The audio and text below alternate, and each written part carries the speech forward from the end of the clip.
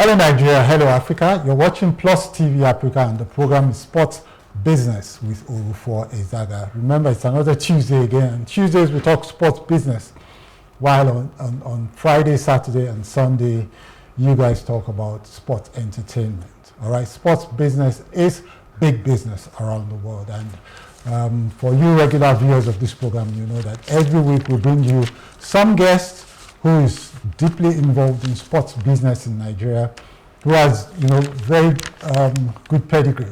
And today we have one such guest who is going to be talking to us about media. He's going to be talking to us about sports marketing, and he's going to be talking about awards and other things. He's even a licensed referee in Nigeria, and I'm talking about Mr. Ojekere Aikoje. He's a seasoned journalist. He's a marketing communications practitioner, and he's also the managing director of Matchroom Sports and Media Limited. They're into marketing communications, integrated marketing services, and they've done a whole lot of things that we're going to be discussing about today. Now, Mr. Aikoje is somebody who has a long history in sports and sports journalism, as well as sports business. All right, his story goes way back into the 1980s, when the N.P.F.L was a hugely successful sports product in Nigeria. We're going to be talking about all of that, basically taking a look at the N.P.F.L, what it used to be. Then it was called Division 1, and what it was then, what it is today, and what we want it to be in the future. The future looks a bit like the past. We want the future to look like the past, when the N.P.F.L was hugely successful, because we know if we can get back there, the commercial value will be mind-boggling. Now, as is the nature of this program, we're going to take a 1 minute, a very short break, to get you warmed up, to get you prepared. Invite a friend or two. Let them join you in what you're about to hear. Mr. Aikoje is in the studio with me, and when we return, we're going to get right down to business. Don't go away.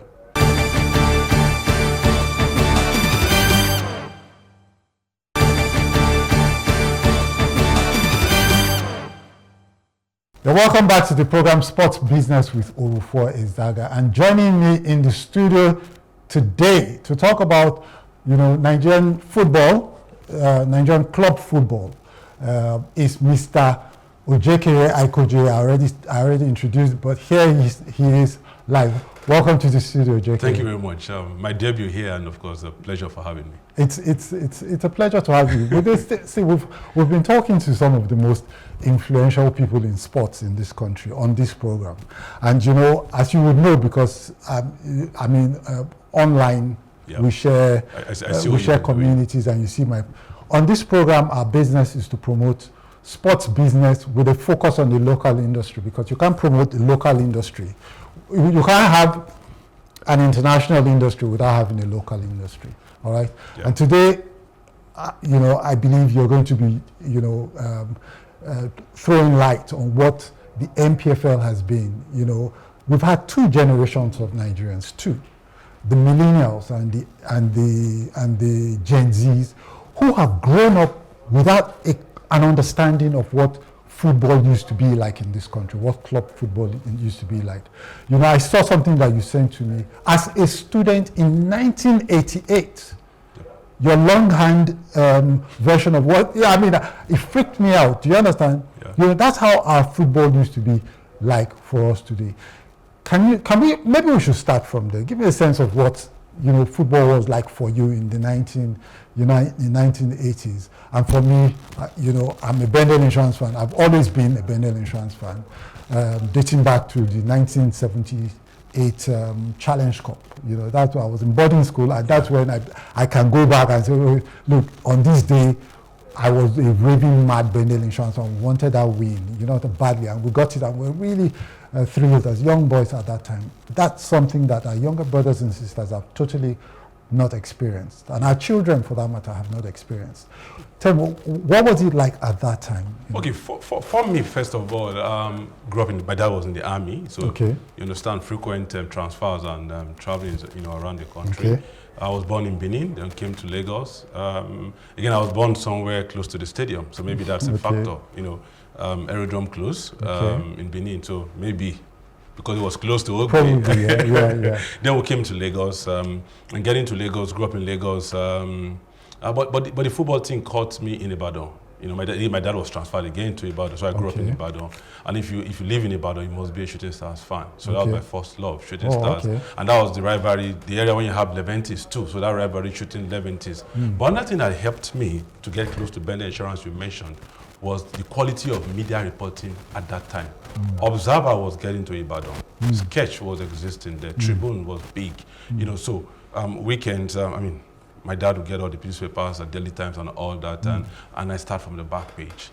That's how we always started. You got the paper and straight to the... Depending on what is in my head, I could get to the front. Otherwise, the back pages, I'm okay with that. So Observer, got me closer to Bendel Insurance, NNB, and like I said, I was living in Ibadan. So you must whether you like it or not, you will hear Shooting Stars, you will see Shooting Stars, you will feel, and so you have to like Shooting Stars. Then getting to secondary school, my school was not too close to the stadium, but you see, in school, it was a boarding school, fantastic experience. You all have what you love. So those of us who love football, we had our own group, and we were going to the stadium to watch matches at the stadium, Shooting Stars, and so that was another opportunity. Again, that was big for me to see Shooting Stars. Along the line, I fell in love again with Bender Insurance. How? Because of Bender Insurance, I went to Uniben. Oh, okay. That's the truth. Growing up in Ibadan, UI was close to us. So UI was first, second, third, those days, choices, because I was going, my elder brother was in UI. I see UI every day, going to primary school, coming back home. Secondary school was boarding. You have to pass UI to the barracks where we lived. And of course, that was my first love. But coming to Lagos, I felt, Bender Insurance, I need to see that team. Then Uniben, UI left, Uniben came. And I was happy because those years were the fantastic years of Bender Insurance under Pokona. Roland Dewere, Roland Wari, Obano, and all the legs of and they won the Waffle 3 times, and the CAF Cup. After Shooting Stars, they won the CAF Cup. So the period I was in Benin was, it was like Bender Insurance gave me what I wanted to see. But I still had Shooting Stars somewhere, with me. And that was the beginning for me. And of course, I shared that with you. This book, my 1988 league book. So this was the period I fell in love with the league. It was awesome. Getting to go to, even in the bus, sometimes some people pay for us. Young kids, students pay for us. Where you go? We say, you're going to the stadium, and they pay for all of us.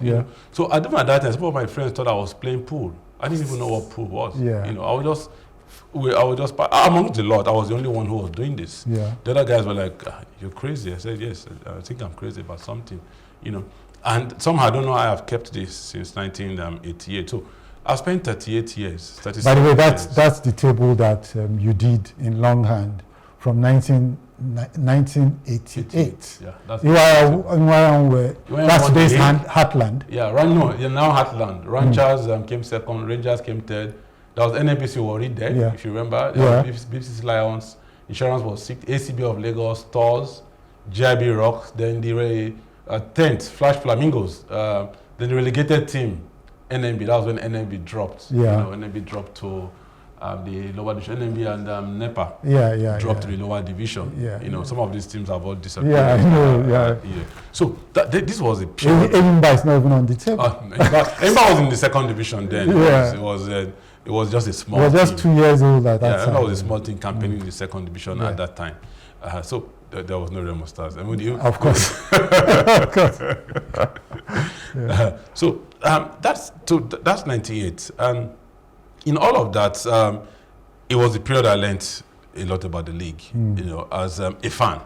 But professionally, it was 1995. Okay. When I did my NYC, a bit 94, because by then I was already doing some internship at EBS. Okay. Sorry, not EBS then. The Bender State Television. Owned, radio and television station. Yeah. They later became EBS. So that was the beginning. But I got to Mina in 1995 for my youth service, and that was the period Niger Tornadoes. Again, there was no Tornadoes there, but by 95, Tornadoes gained promotion from the old Pro 2 to Pro 1. Okay. When I got into Mina, and again, I was excited because I had a chance to see top flight football. At that point, I was an intern for Complete Sports. I saw the opportunity. Okay. Tornadoes in division in Pro 1. I've made some few friends then. Oga Alaji Momini, Sam Audu, so I just, there was no telephone then, remember? I was able to reach them. We had our own way of passing messages then anyway. And I said, look, I'm here, I can help you do so. And they were excited. Okay, fine, you're in Mina. Tornadoes are there, the top teams, Julius Berger, will all come. So that was a chance professionally. I started same on TV and radio in Niger State. Then of course, thanks to a wonderful man and wonderful people I met in Mina at that time, the chairman of Tornadoes, Dr. Mohammed, they all gave me a good platform to do what I wanted to do. Interestingly, I'll mention names. Ladan Boso, who was a big coach in Nigeria, was a grassroots coach. Oh, wow. In 1995 when I was doing my NYC in Niger State. Bala Abubakar, who was sacked by Sunshine, was a grassroots coach too at that time. The coaches of Niger Tornadoes now were players at that time. Oh. Maji Mohammed, Ishaku, and Farouk Umar, they call him Master. Yeah. These guys were all players at that time. Their coaches, they're the ones, in charge. So I kept the experience and I fell in love with it, and I felt, I could do more contribution to the league. National development, I call it national development. Then after service, I was still in Niger State doing, it's the same thing, football. But after a while, I came back to Lagos. Coming back to Lagos again, the league, I worked several in different places, and I felt there was a league to do much more in the league. Again, at that point, I've noticed that there was no reward system, no proper reward system. It was off and on. 1985, Owumi, who is the CEO of the league now, was the first player to be officially recognized as a top scorer. When one of the beverage companies then organized the league, sponsored the league awards. Then there was, if you remember, highlight on TV then on NTA, highlights of the league matches weekend. It was called Match of the Week. And that was where it all started. So in 2009, my friends and I thought about it and we said, look, there's no reward system in the league. Let's start something. Then we conceived LBA, League Bloggers Award. Initially called an online award. It was just online, but gradually we saw the need to make it, because there was still nothing. The guys were just playing for nothing, And again, national development, we now found this out. Before the award in 2011, I've been opportune to speak on to talk about this league on another channel, that platform. So at that time, a player called Judah Neke was top scorer. There was nothing. Because our award was just a monthly award. It wasn't an end of season award. So with my colleagues, Moses, Praise, and Colin Udo, we thought about it, and you know what we did? We said on air, we want to get money. We put an amount down and said, if you think you want to join us on this, contribute money, let's give it to Judah Neke, who was top scorer. So a lot of friends of the league, friends of clubs, also called, and they sent in their contribution. We gave it to Judah Neke. Then in 2012, having realized that, I now felt we can do something bigger. Then we started the League Bloggers Award. It was rebranded from Nigeria Online Premier League Award to the League Bloggers Award, because we're all bloggers at that time. Remember the advent of blogging, Then we started the League Bloggers Award, and 2012, the guy who won the AFCON with Stephen Keshi, God bless his soul, I remember him, the Canopy last player, slim guy. He was MVP for 2012. Okay. 2012. He was in the AFCON squad for 2013. So 2013, we organized it again. Then 2014, we did something crazy. We felt up-and-coming musicians were getting cars. Why not footballers? And we worked, and we got a car. I'm telling you the story. Yeah. The chairman of the league then, the LMC, Undu Kairabo, was at that event. And he presented the car to Ufon Udo, who was the top scorer in the league at that time. So, the story I'm telling now is about collaboration. The head of the league there was Irabo. He was there. He was at that award. And when you're talking about league or administration, there's continuity in everything. So 2015 again, something different. I did this time around. Got sponsorship for Sharks. From a sponsor. Again, you look at Nigerian teams. A lot of them will write their names on their jerseys boldly, and you ask yourself, "This is the right thing to do." But they don't know. They don't know. They don't know the opportunities in how to go about it. So we got sponsorship for Sharks in 2015. In 2016, Sharks and Dolphins, were merged by the former governor, Governor Wike, into Rivers United. They became a new team. The sponsorship continued with Rivers United. From Rivers United up to 2022, that stopped. Then we moved to Abia Warriors. I'm giving you what I have also done with my company, Matchroom Sports and Media, and my colleagues in terms of content creation. Ironically, content creation didn't start now. Whatever it is we're doing there was content. The internet was just not. It wasn't the social media in the way. No, even before social media, whatever it is, this is content.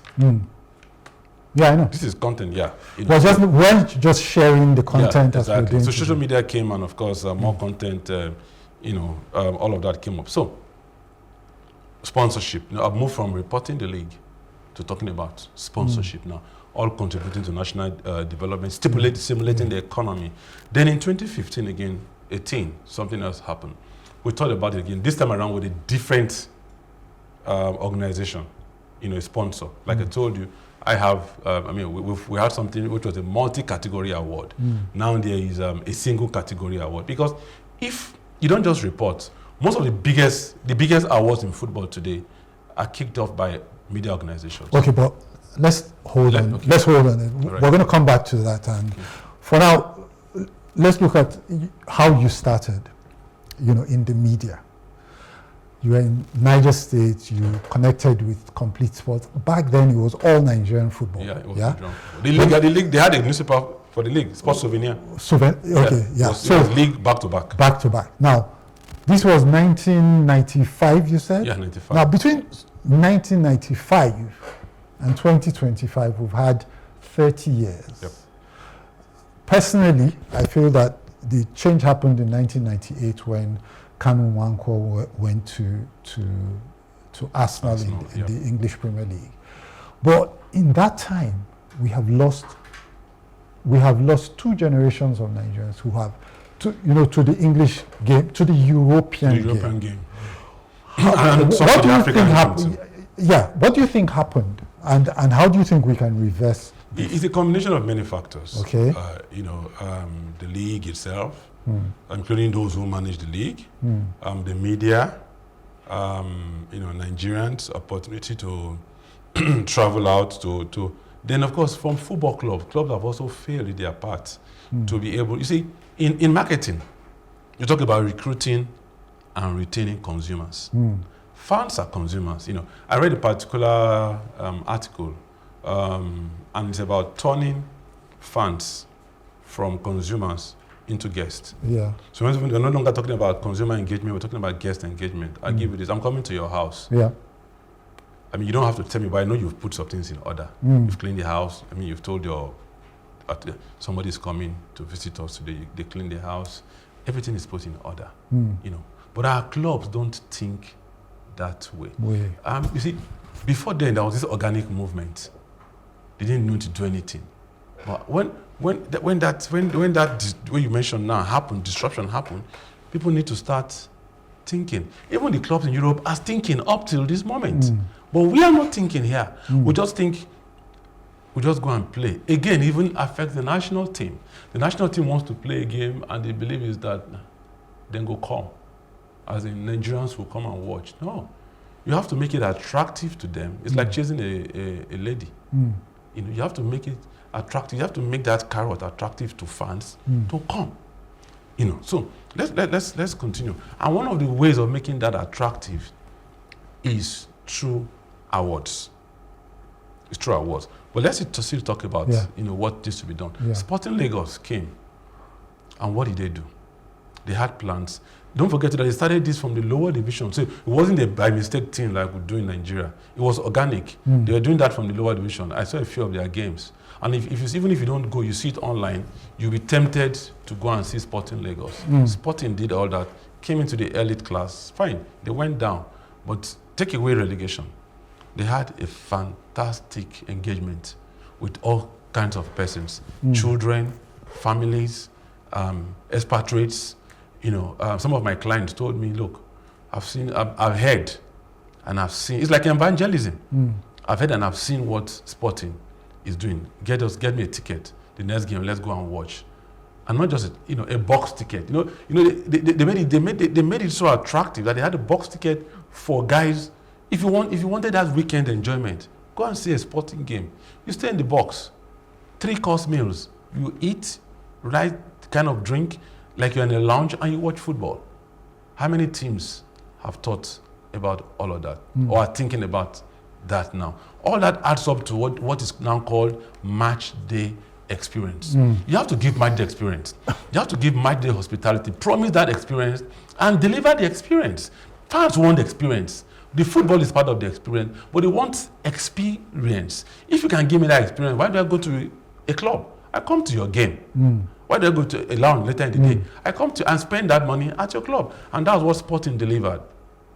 So some creative clubs have started to pick all of that.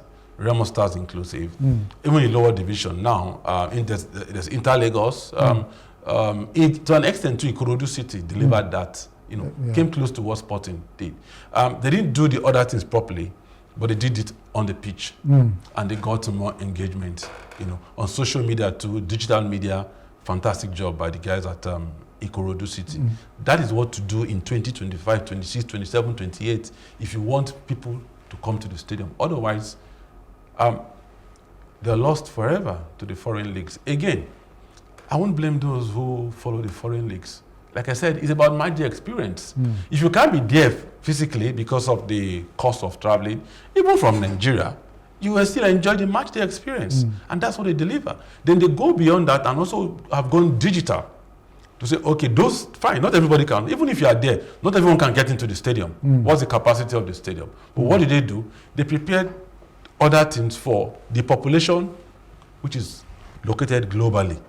In Africa, in Europe, even in Australia.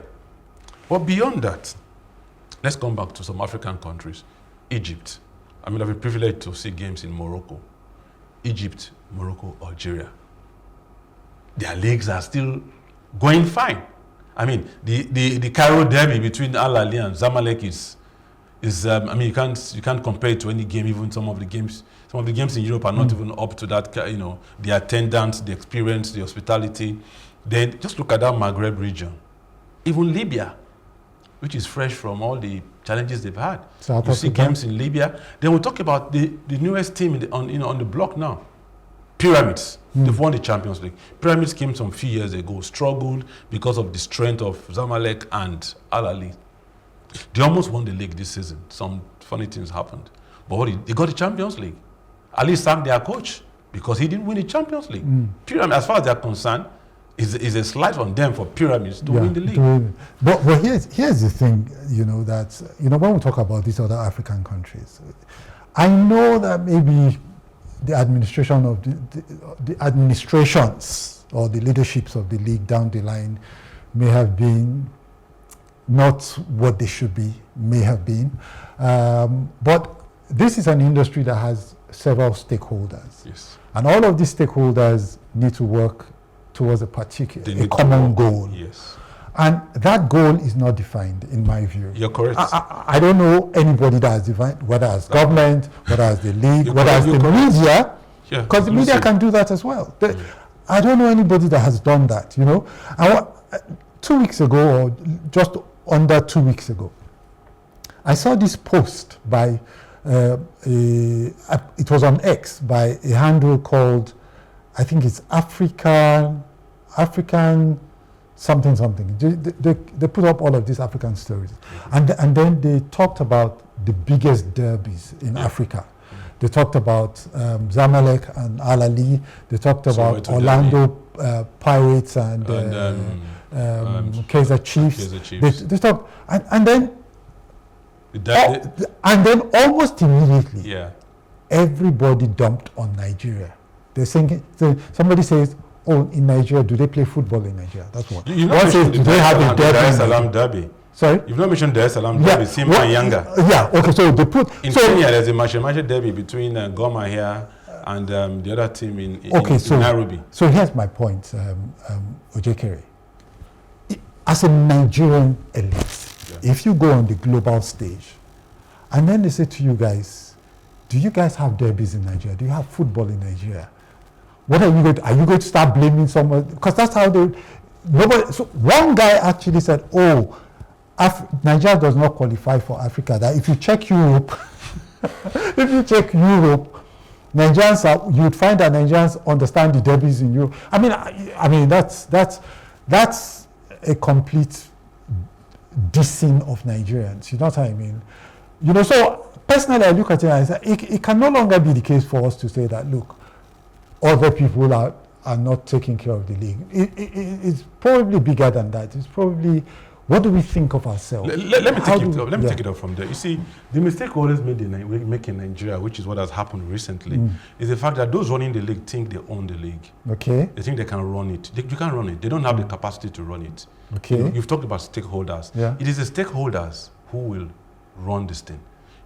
Just stay there and administer the game. Yeah. You can't. It is not the league body that will run. I mean, let's look at the Premier League now. Has the Premier League come here to speak to those who are to talk about it every other time? Have they come here physically to come to Nigeria and say they want to, recruit fans for the Premier League? They don't. They haven't. They won't even do that. But they've set things in motion. And one of those things they do is awards. Apart from reporting the league, the media again is guilty in reporting here. The media is guilty. Even on TV, I watch TV and something big will have happened in the league.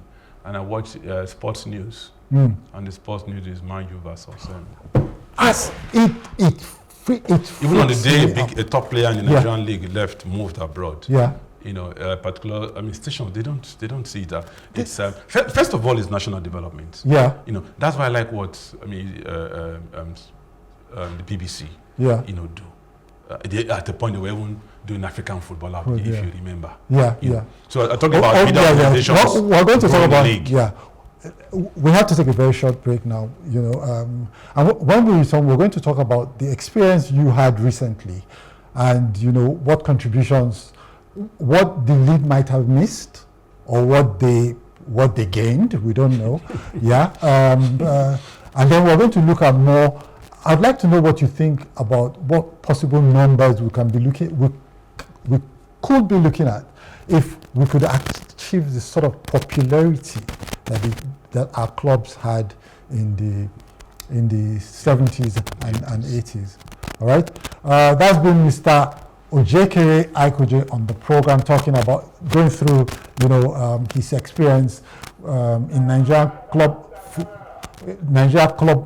club football, and we will be taking a very short break so that he can catch his breath, you can catch your breath, and when we come back, we're going to be talking more about the numbers, and how his own experience has contributed to developing the league, and could still contribute to the developing the league. And so don't worry. When we return, the business continues.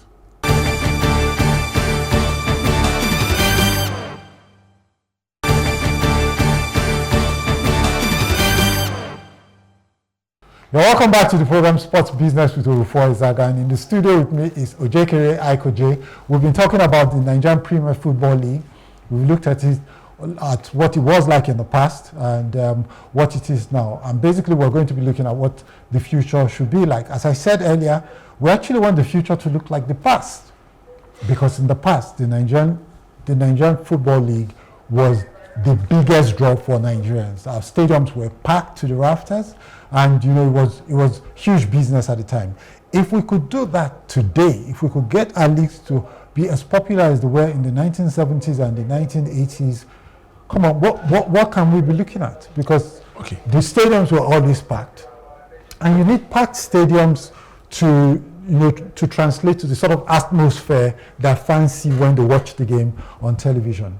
You understand? So, what do we need to do now to get that back, and to really, fill up our stadium? That's our number one priority, to fill up our stadium. Okay, let's look at this. How was the Nigerian music back in the days? Something happened to music. Music has changed. I mean, now you see Burna Boy, and all the other guys at global football events. Yeah. You look at even content creation now. What's his name now? The artist who went to Barcelona. Yeah, the young kid, the kid that Barcelona invited him. Oh, that's Skills. Thank you, Skills. Yeah. You what? That's music. That's content. Then you want content creation, music again. They want to ask themselves. Look at Nollywood. The most popular player a comedian will earn more than the most popular, the biggest player in a particular club. I mean, what the guy earns in a month, the comedian probably earns it in one show. Yeah.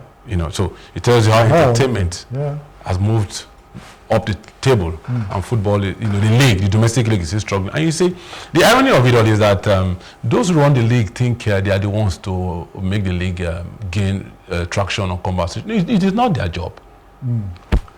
I know what I have done from, like I said, 88 till date. The little things I have done, I've not been paid for that. It's national development. National development. Whether they even know, whether they understand my contribution is another thing. They see some of us as competition, which is wrong. I'm not invited. I've never been invited to their events. Like I said, I know what I do for the league. And part of what I do for the league is this. At the end of the 2023-24 season, my company, Matchroom, my colleagues, we did a sponsorship and brand report. It had never been done before. Okay. The first ever. And we presented it to GTI.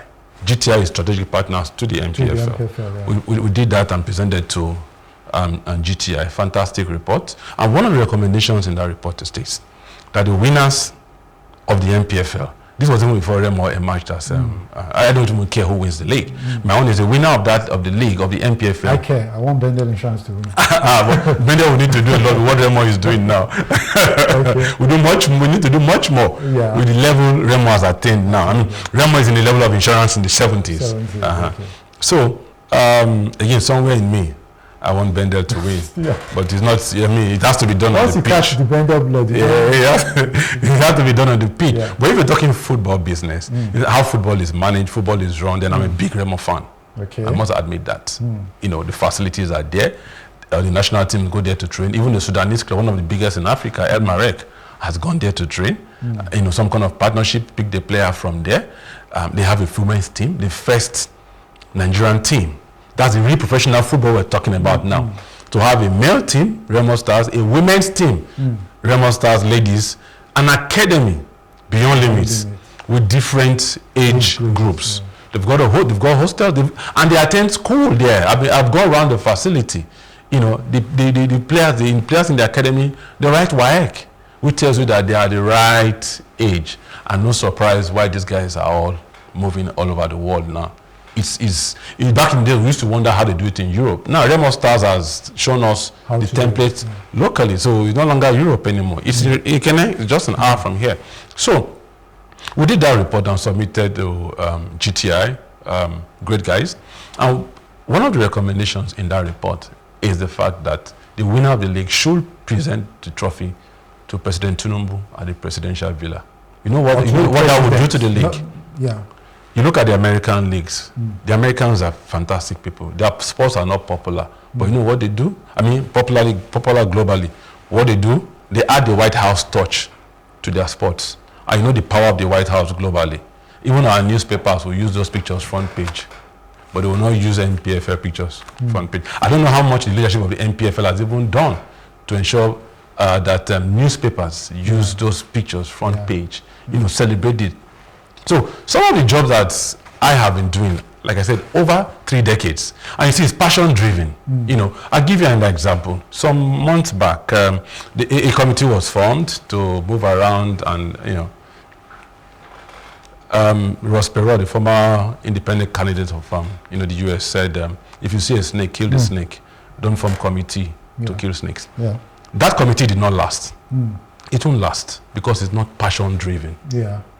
What I do and what I've been doing for over 30 years is passion-driven. Yeah. So, I mean, even if I want to go to Ikenne, I must get to Ikenne because I know what I have to do. National development. I don't need to be induced to do national development, which is what I've been doing. So we did this report, submitted to GTI, and one of the recommendations is that, and you know what, if this COP what we're saying is not even money, just a handshake, photo ops with the president at the presidential villa. Nigerian players who are abroad, the media will carry it. The media will carry it. Yeah, that's the point. That's what the American leagues are using to sell the leagues. The MLS, we know the NBA is big and co. Because once the American president is holding it, it is front page globally, And so that's what that's what part of the things we propose. And I broke that news that the president will host Remo Stars. Again, nobody has called me from the N.P.F.L to say, that's the way you talk now. Try be the dream when you talk. It will happen. Like I said, part of what we have been doing. Then you look at awards, a few days ago we were supposed to hold an award, and somebody called the winner of the award and told him not to come to Lagos. And also called the club he plays for, Nasarawa United, told him not to come to Lagos. And that has been in the media. And the question is this, is that how to grow the league? We're talking about meaningful conversations. The sponsor of that award has been creating meaningful conversations since 2018. It's not an award that started yesterday. From Lokosa in 2018, Junior Lokosa, Kano Pillars, to 2 players in 2019, Ufon Udo and Sanusi Ibrahim. A goal is valued at 200,000. All you need to do, Ken, just go score. When you finish scoring and you have your data, multiply by 200K, you get that money. In 2019 was Israel Abia. Even with COVID, the league was disrupted due to COVID. Even at that, we looked at it and said, because the idea is to promote stars. First of all, if people don't know the stars, when you're going to watch Ben Insurance, when you're going to watch Ben, or you're going to watch certain players, that is the point. You don't just go to the stadium, you're going to watch players. So part of what we are doing is enhancing, create icons from these players locally. So that people can relate with them, know them, and want to go and watch them. 2020, like I said, Abia. 2022, Chijoke Akuneto. He came with his wife. Lokosa came with his mother. This other guy came with his wife and kid. That child can be developed to be a fan. Okay, but let me come in here so that for the purposes of educating the viewers. I did listen to a radio program where this thing was discussed. And the president of the league, I think, said the problem was that your organization did not seek their permission. Right? Okay. Yeah. So is it? I'm fine to calling in to say, oh yeah, why don't you get permission from the league before you do that? So what's the status of your relationship? Did you guys interacted on this level? Let me put it this way. The action that, I don't know who, the action you just said, the chairman, was that the best action for him? To you as an individual, as a fan of the league? He's got my number. They have my number. They know I organized the award, the Unicel boot. And it's been on since 2018. He came in 2 years ago. When? 2018. I'm talking 2018. The other award we organized, I told you, Nunduka Rabo supervised the league, was present. Then he was chairman of the league. Yes. Shehu Diko, who is now the NSC chairman, also knows all this. So you when Nunduka Rabo was chairman, did you take permission to do the awards? No. Okay. I'll tell you what Irabo did. Irabo is alive, thank God. Irabo called me and said, I like what you are doing. Please continue to do what you are doing. Okay. You are helping us. Please continue to do what you are doing. So I want to ask the same thing. I have been doing this. Have I not been helping the league? Contributing to national development with the league, with my team. A player was going to get 3.6 million. A player was going to get 3.6 million. Yeah. That player from a club in Nasarawa. You see the whole thing around this. Nasarawa did not win the league, but we brought them into the conversation, and Nasarawa was in the conversation. People were talking about it. Suddenly, someone just killed it. That guy was to get 3.6 million. There were small businesses in Lagos, hospitality, logistics. They were also going to benefit from this award. You know, small, even a DJ was supposed to. So you see, those businesses have been denied. We're talking about stimulating the Nigerian economy. The National Sports Commission Chairman Shehu Diko talks about renewed hope initiative for the sports economy. That is the sports economy we're talking about. But the chairman of the N.P.F.L, you know, in his, I don't know why, decided to do all that. The player was told not to come. The club was also told not to come, otherwise they'll be sanctioned. Is that a way to grow the economy? I'll give you examples.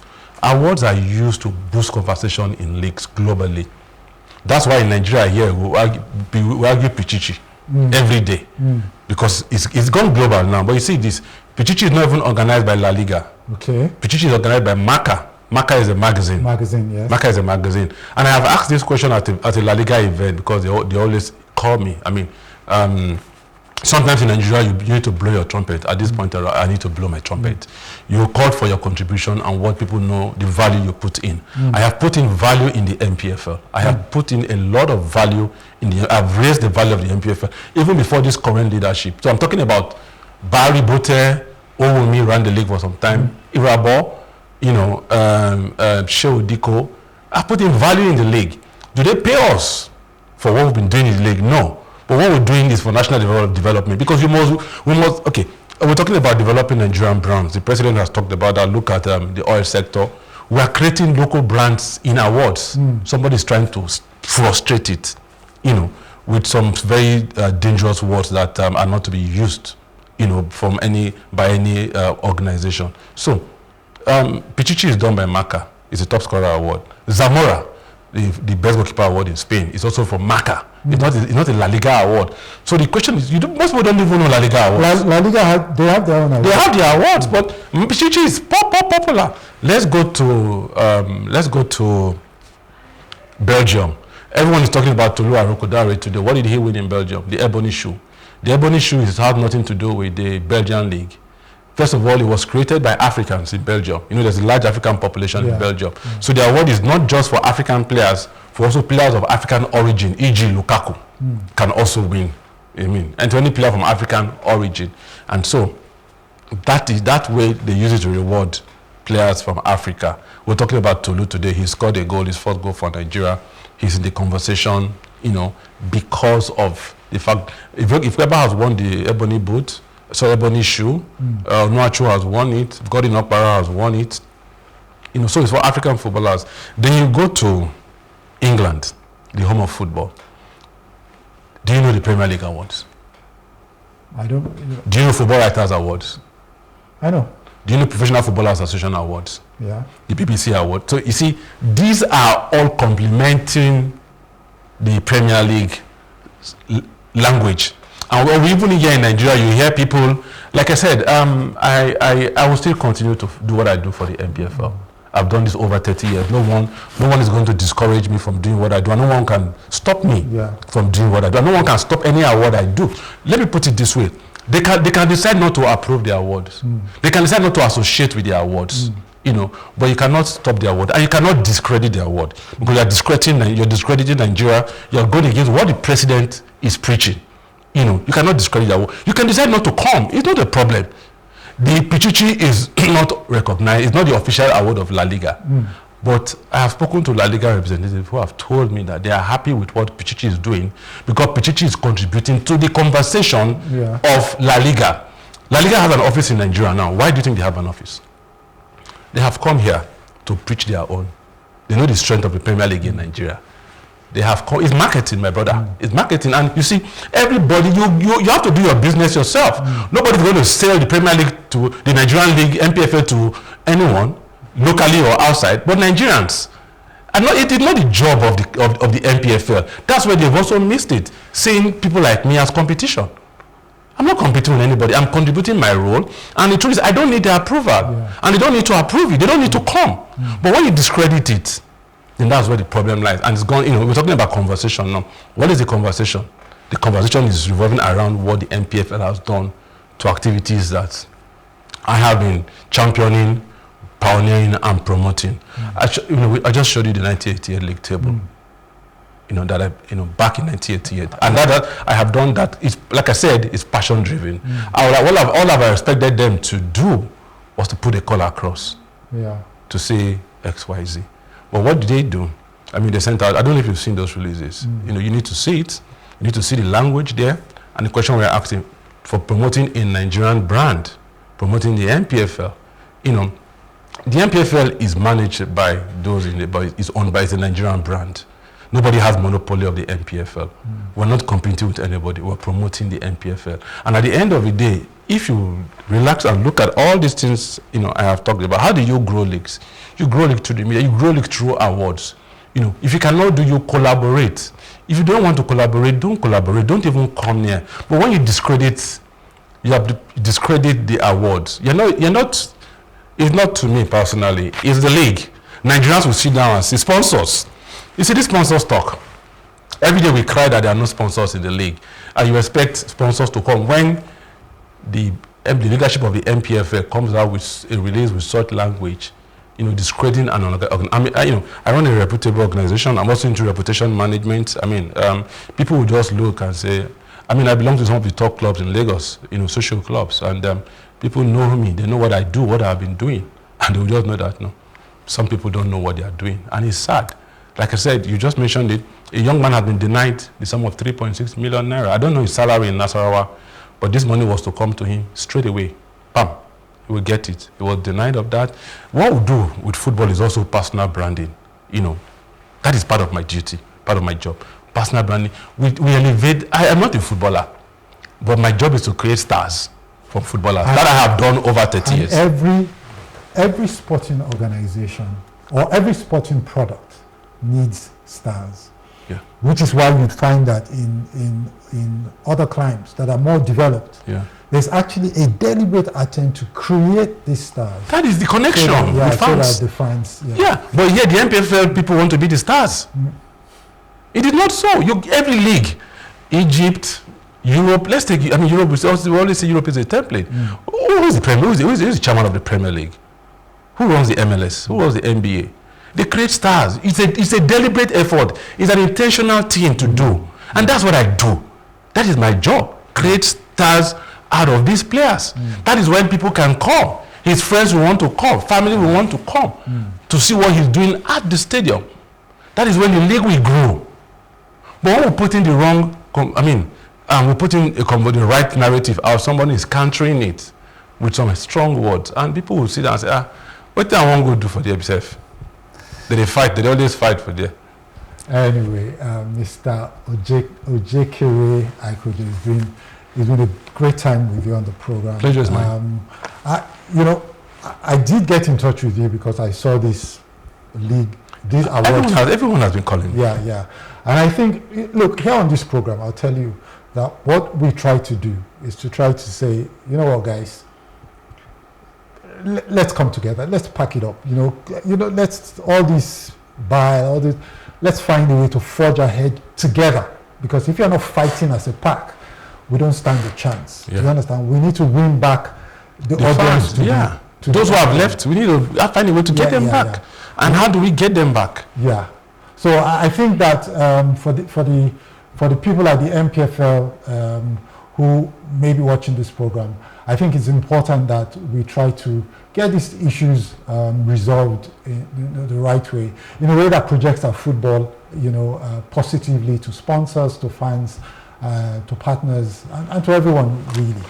Mr. Ojeke, your CV speaks for itself. Your activities. I put up what you did in 1988 to this time. That is almost 40 years. I don't want to be the star. Like I said, play footballers are the stars, and so I don't blow my trumpet. But it comes to a time when you need to blow your trumpet and you blow it well. Let's just also use the Ballon d'Or as an example. Ballon d'Or, like I said, most of these things are media-driven, media organizations. You go with those. You might reach out to some who don't believe in what the league is, but you go to those who are making deliberate efforts, Like I said, I've never been invited to an N.P.F.L event, but I do what I do, and I do it intentionally. I mean, the brand report had never been done before. And I've started with the Ballon d'Or background. as well is not owned. It's owned by French football. Yeah. The same France football started CAF Awards, if you remember. You know, from France, they were doing CAF Awards. CAF Awards, yeah.